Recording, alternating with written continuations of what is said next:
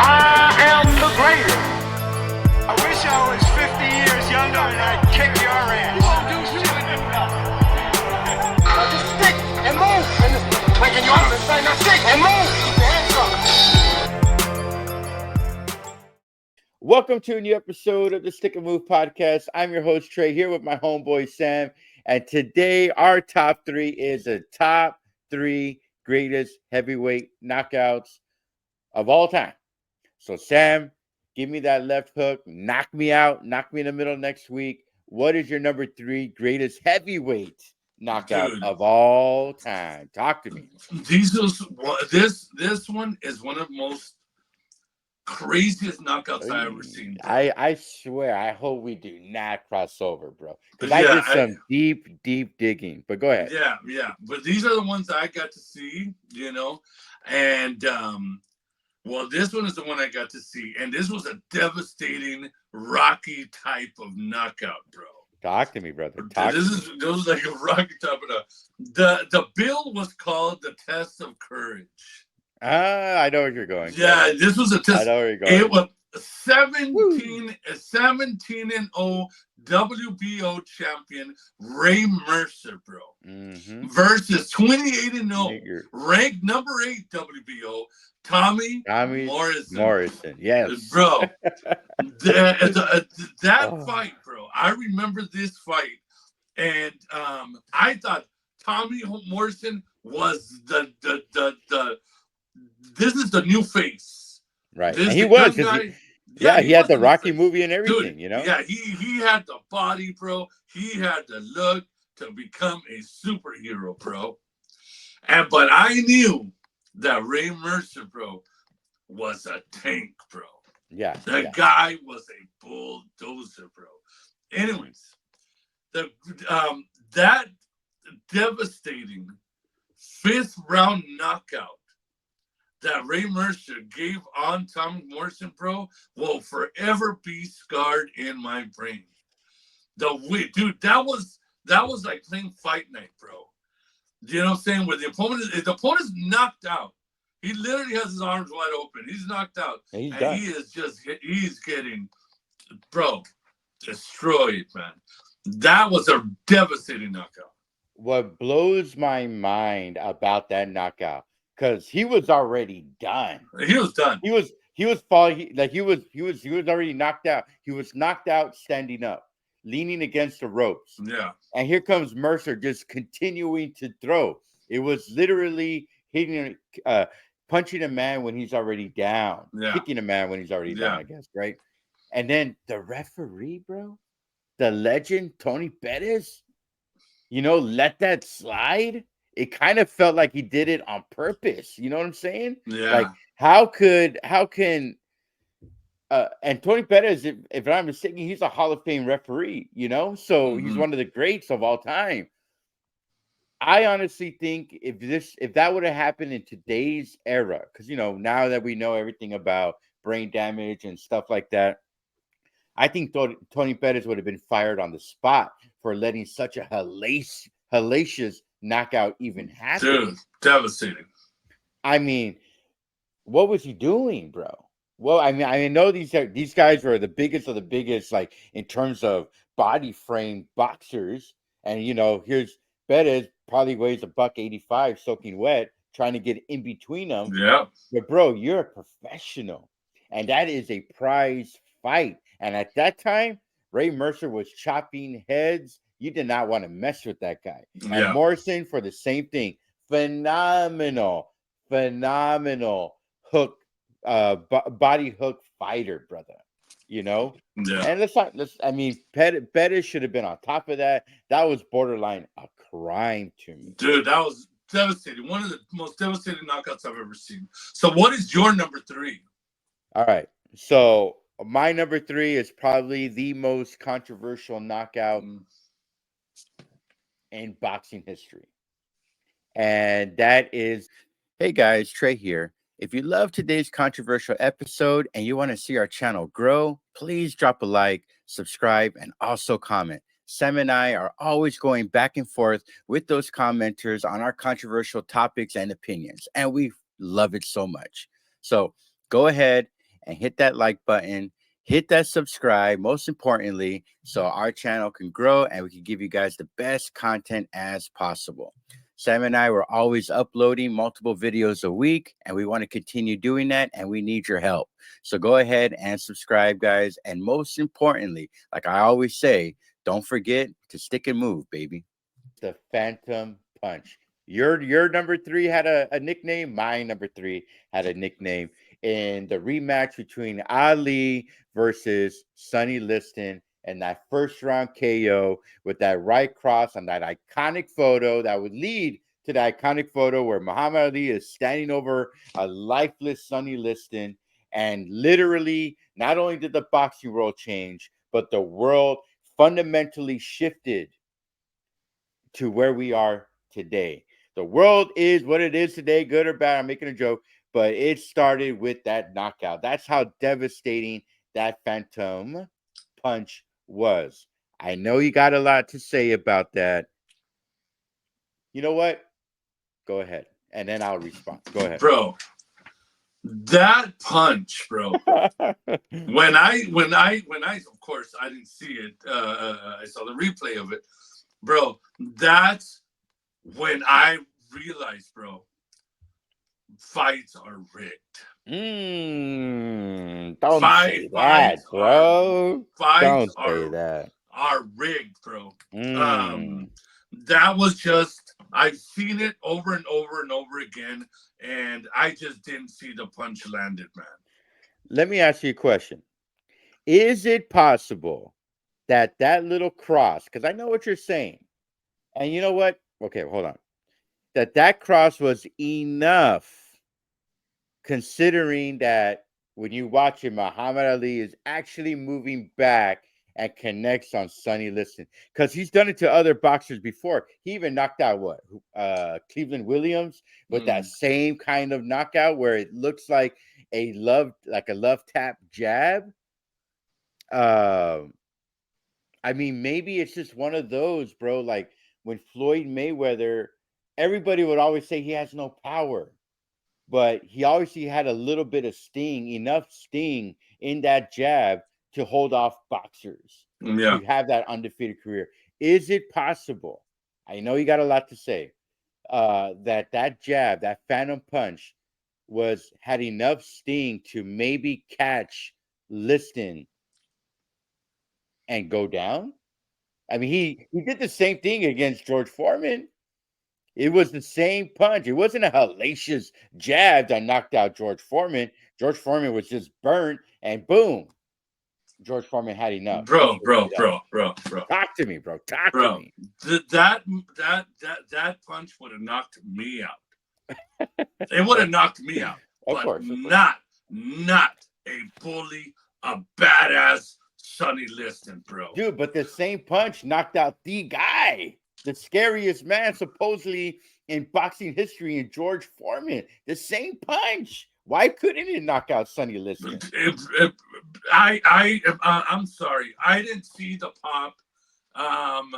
You know why I think it was first of all, I'm sorry to cut you off. It's not a Phantom Punch. If you actually see the slow motion, you actually see where Liston goes into the punch, and you actually see the ripples on his back go down his spine. So it wasn't a Phantom Punch. It did land. I just think here's a wild take. I'll give you that it would not, to me, it's not enough to knock out a legend like Sonny Liston. And by the way, we need to have more episodes on Sonny Liston because he is a legend, no doubt about it. I'll say this. If anything, bro, in my opinion, what I think happened was, I think Sonny Liston, after he quit the first fight that they had, because he threw in the towel pretty much, the first time they had, I think he realized early in that round that no, he doesn't have what it takes to run with a light-footed Muhammad Ali, and I honestly think he wanted to get out of there. So I actually have that theory over that he could have been bots, because I know Sonny Liston had ties with the mob and stuff like that, but I think Sonny Liston he's like, you know what, man? I don't want to do this tonight. I don't want to chase this guy. I don't want to chase this boxer that's bouncing up and down, shuffling his feet and talking all this trash. I think So Sonny so Liston was the wanted to punch get for out of there. real? So was the Well, punch for real? it definitely did land. Like I said, you see the video, you see the ripples, you see him going into the punch. I think he went down legitimately, and he's like, you know what? I'm here. I'm just gonna stay here. Like he doesn't want to do all that gymnastics for the rest of the fight. I think he did get caught. I think when he was on the mat, he was like, I don't feel like doing this today. That's the variation I believe happens. Go ahead, give me your thoughts on that. My thoughts was he's too big, bad of a man. He was talked about. He was one of the strongest men in boxing, and to be KO'd by a punch like that, I got to see the ripples and all that on his back or whatever. But I mean, there's not just me. Many people think that Sonny Liston, sold the fight, bro. And it's all the ties he had, and just people couldn't believe it.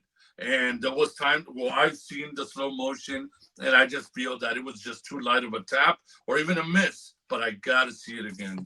Yeah, doing this research, I rewatch his fight.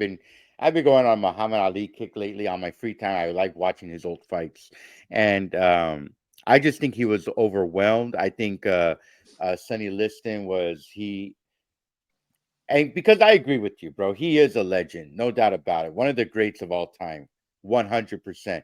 I think that if Marciano would have kept on fighting and would have met with Sonny Liston, I think Sonny Liston would have destroyed Mm. Marciano. That's a conversation. Obviously, we could do a fantasy fight on that one day Yeah. on this episode. But anyways, back to the point. I just think he wanted out, and that was his way out of the fight. And honestly, if it was to be revealed that he did make deals to go down early at a certain time, I would not be surprised. But as far as a phantom punch, it is definitely not a phantom punch. And I'll even say this: they even had like, I remember they did like, of course I didn't watch it, but I remember hearing this, that Marciano and Jack Dempsey went on like on a late night talk show just to talk about this phantom punch, whether it was or whether it wasn't, and whether Liston took a dive or it was enough to be effective. Wow. And I don't know. That's my number three. We went a little long on that one. Go ahead, give me your number two. Talk to me. Okay, well, this one is number two, and I think it was one of the hardest, toughest knockouts, beatings that I've seen in recent times, and I'm going recent. Was the one called the Once and For All, Tyson Fury versus Deontay Wilder 3, Yeah, bro. yeah.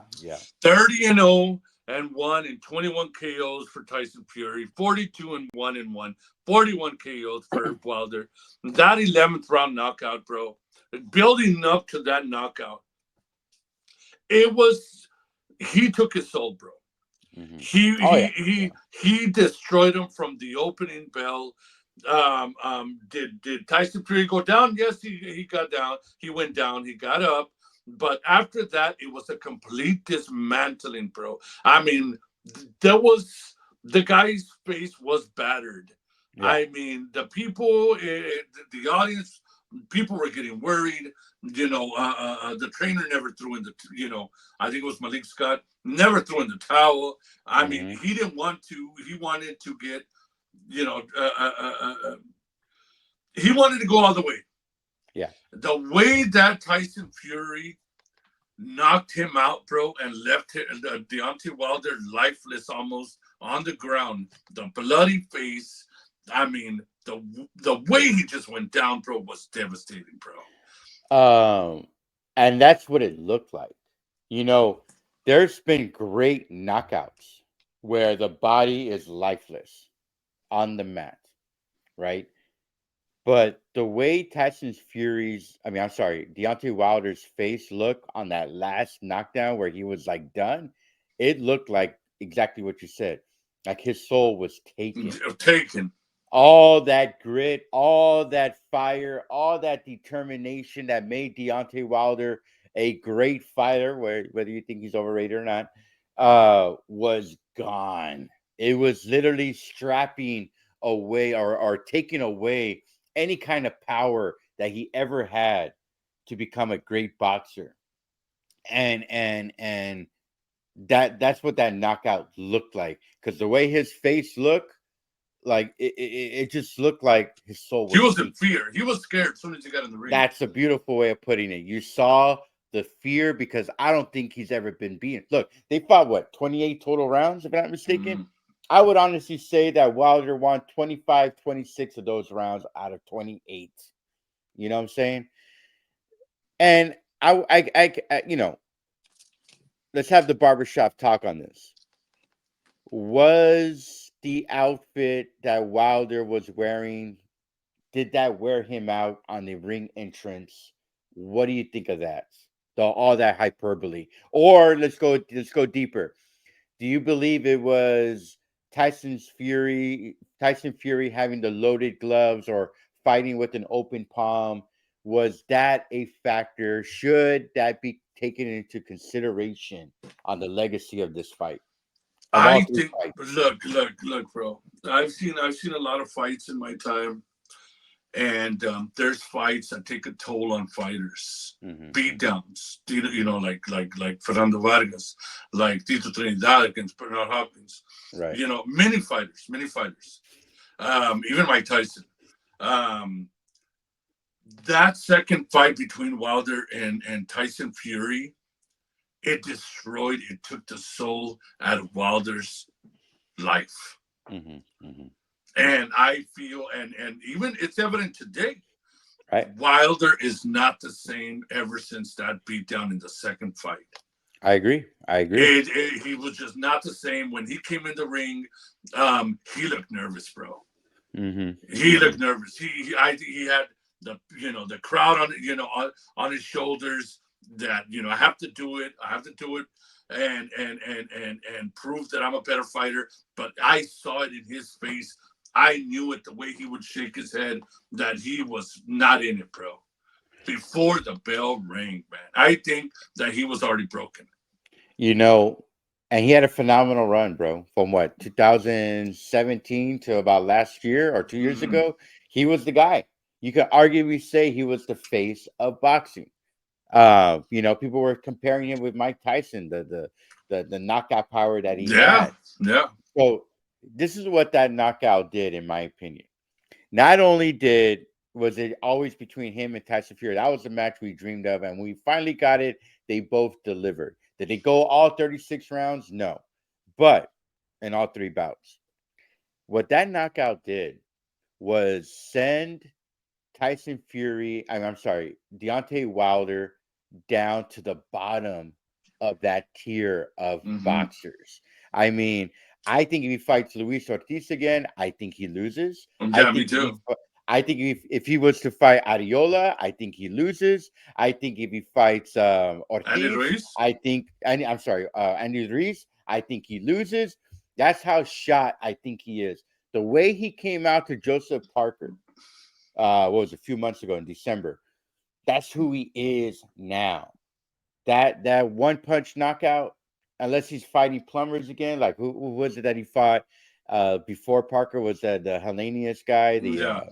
Right? I forgot. I don't. If I said his name not wrong, I apologize. Those are the kind of fighters he's going to beat.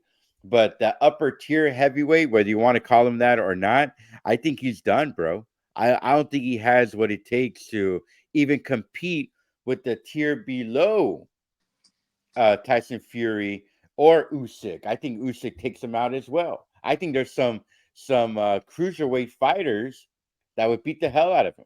I even think it better be if gains 20 pounds. I think he would have a better shot at Deontay Wilder. Hot take? Yes, I agree. But that's just my pick. So I agree with you on that. Number two, great legacy fight. But I think you're right. That knockout just ended everything. That's You it. should call it a career, man. Yeah. Okay. So what about your number two? So my number two, I'm gonna go back into time again. to the black and white era. I believe it or not, I teach history, and I have kids when I show them videos of black and white stuff for history. They actually think that people were in black and white, if you know what I'm saying. It's pretty crazy. But I'm going back to the time, and I'm going Floyd Patterson versus Ingmar Johansson, the rematch. Look, this is a fight that after Ingmar had a TKO just a year before over Patterson. Now, remember, this is an era where they were fighting 3, 4, 5+ times a year.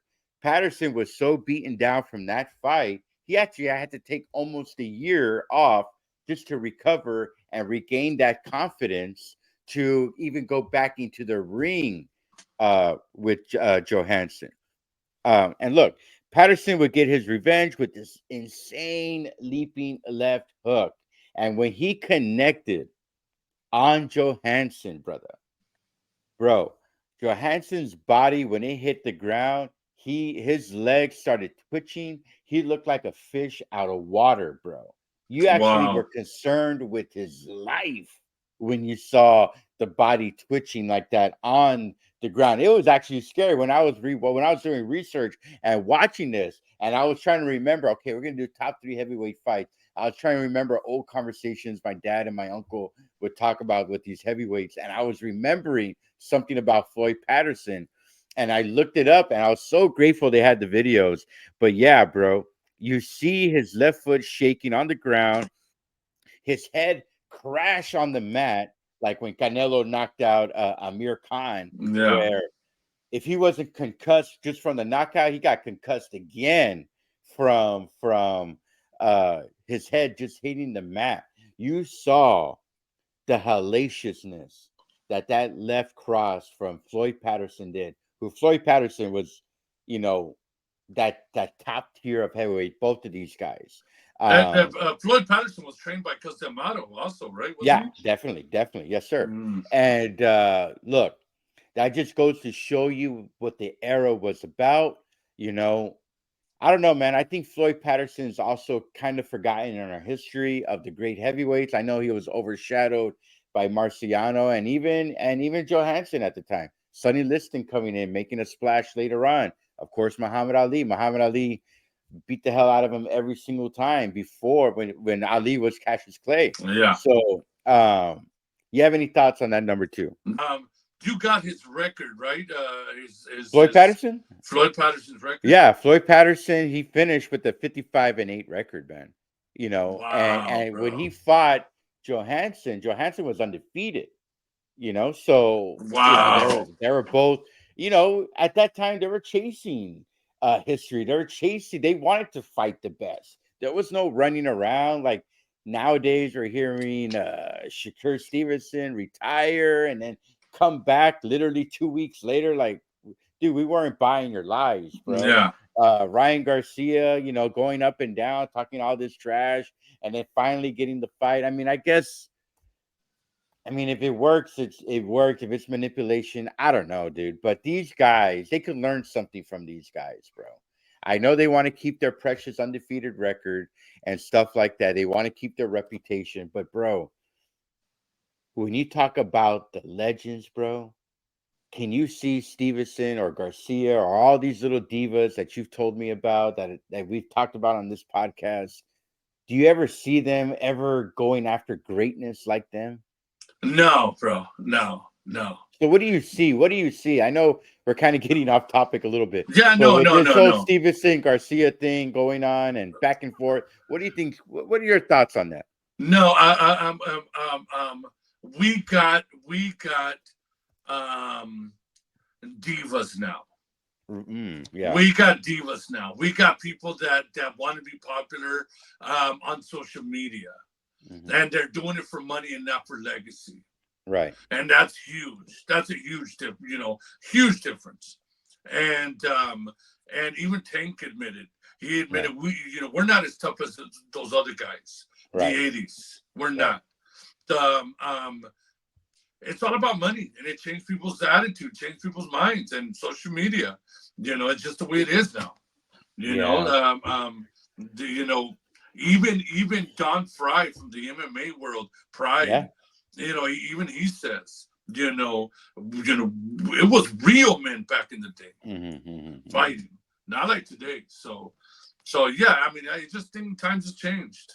Yeah, I'm sorry we got off topic. We normally don't do that, but with everything going on in the boxing world and just talking about these old legends, that left it all out on the mat, were willing to sacrifice anything just to beat the guy in front of them. Yeah. I wish we can go back to that. So let's move on. Drummer roll, please. What is your number one greatest heavyweight knockout of all time, my man? Talk to me. It is. Please don't take mine, please. Yeah, and I'm probably gonna take yours, and it's iconic, bro. And we can't do anything about it. It's one of the most devastating, face-changing type of knockouts of Rocky Marciano and Jersey Joe Walkout, bro. Yeah, bro. I mean, dude, I tried to pick another one, bro, and I was looking at all these knockouts. Mike Tyson's knockouts. Lennox's knockouts. Riddick Bowe and everybody. George Foreman, blah blah blah. Joe Frazier, bro. The knockout, Susie Q, brother, that he landed on Jersey Joe Walkout, bro. The way Jersey Joe Walkout fell to the ground, lifeless, dude. Bro. Rocky Marciano hit the canvas in the first round. I think it was the opening bell. He got caught. Boom. He came back and bro, that knockout. I've never seen a face, shift from its skull like that, bro. There's nothing that could top it. At least in my book, that was probably one of the greatest knockouts ever. Yeah, dude. We spent entire episodes talking about that knockout. We did an entire episode on if Marciano is overrated. We'll put the link to that episode on the bottom of our screen here. But look, bro, that one I agree with you, and that is, if you ask 100 boxing historians, the greatest heavyweight knockout, it's definitely number one, number two on everybody's list. As far as greatest knockouts of all time, it's on the Mount Rushmore for sure. Yeah, not man. number one, but I like the way you put it, bro. It looked like it moved a Walkout's skull, brother. Yeah. You know what I'm saying? Like, it looked like his skull actually shifted. Kind of like what I was saying about with Johansson's foot twitching like this. It looked like that with Walkout's head, brother. So yeah, the Susie Q punch, man, next level, bro. I agree with you. It is not my number one. I have it here on my notes for sure. You would have thought, because I brought it up a lot, that would have been my number one. But I'm going to take a little bit of underrated knockout. Go ahead. As my number one, because it's more of my personal favorite. All right. And it's when George Foreman fought Cooney in the 1990, bro. What I love about that knockout, bro, was, first of all, he already knocks him down in the second round with these hellacious combinations in the corner.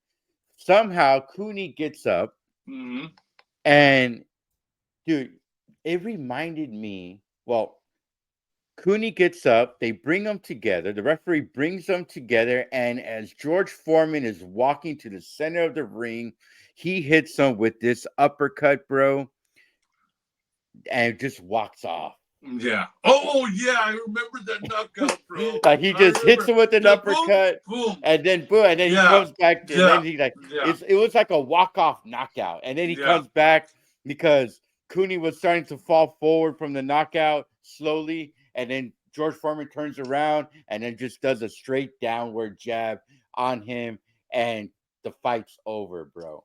When I saw that knockout, I'll never forget where I was, because I was still jumping up from the first knockout. And I was a 10, 11-year-old kid at the time. I remember jumping up because we loved, my mom, my family, and I, we loved the Foreman comebacks. We watched everything. And when he knocked him out in the corner the first time, I think it was like a minute 20 something left in the first round. It was horrendous. We're like, wow. I remember that. George Foreman is everything what it was. And I got up celebrating, and I turned around. I'm not even watching the fight anymore because I was just like jumping up and down. And then I hear my mom, my dad go, "Oh!" And I was like, "Wait, what happened? What happened?" And they show the replay, and it always stuck in my head, just like a walk off. It was like a walk off knockout. Just boom. Yeah, that was devastating. It reminded me of. Was, Yeah, go ahead. No, go ahead. Dude, the way he did it, like, it was just so casual, bro. I like that. I like that. Just, real casually, but you could tell because of the weight and the size that he put his foot down and boom, he just laid it, bro. It was a cool walk off. It reminds me of baseball when they hit the game winning home run and the game is over and you just see the home run hitter just look at the ball like, yeah, that's me. Yeah, and he just walks around the bases, right? Yeah. That's what it looked like. It just looked like Dude, a casual. I gotta watch that fight tonight. Go ahead. Like he could do it.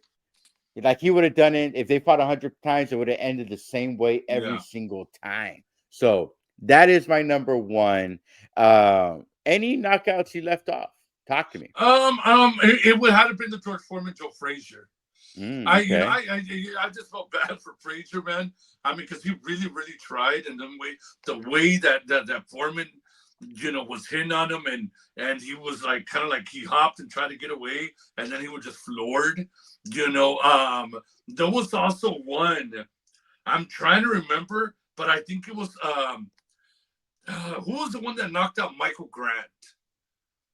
Do you remember the heavyweight Michael Grant? Yeah, dude. I haven't heard that name in a while. Bro. Who was it? I forgot. Oh, I don't remember, but bro. Maybe somebody in the comment section can let me know on help that. us with that. Yeah. Yeah. But how about you? You left anybody out?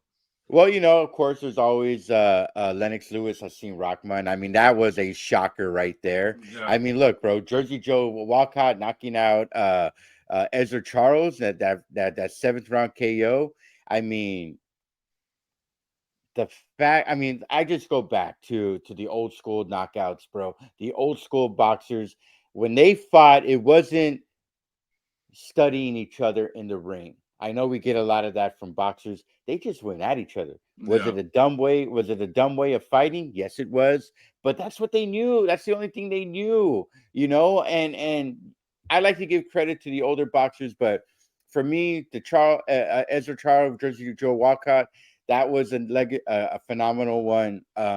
Lennox Lewis, and bro, probably the most. I mean, our fans are gonna hate us because we have 0 Mike Tyson ones. Oh yeah. I mean, I think of Lou Savarese when Mike Tyson fought him. I mean, Michael Spinks when Tyson knocked out Michael Spinks. You know what I'm saying? So, you have any final words about this episode? Yeah, I loved it, man. I loved having our top 3 of something, and I like how you get into the history. And I try to get into something that I've seen.